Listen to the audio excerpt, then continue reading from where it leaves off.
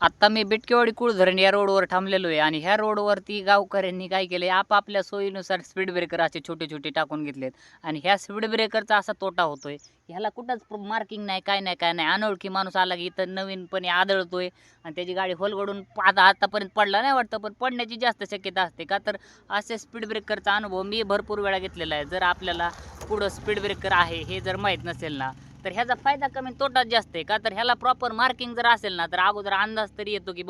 पुढं speed breaker आहे. आता गावातल्या माणसांना तर माहिती आहे की इथं स्पीड ब्रेकर टाकलेला आहे पण जो माणूस फर्स्ट टाइम ह्या रोडने जातोय ना संध्याकाळच्या वेळेस स्पेशली किंवा पावसाळ्याच्या वेळेस हा स्पीड ब्रेकर दिसतच नाही आणि संध्याकाळचं माणसाचं स्पेशली लक्ष नसतं गाडी जोरात आदळते आणि पुढं जाऊन ॲक्सिडेंट होण्याची जास्त शक्यता असते. पण आपापल्या सोयीने टाकलाय मला असं समजलं नाही की ह्याच्यात काय तर्क लावला लोकांनी की जिथं एक एक दोन दोन घर आहेत ना त्यांना काही अडचण होऊ नये म्हणून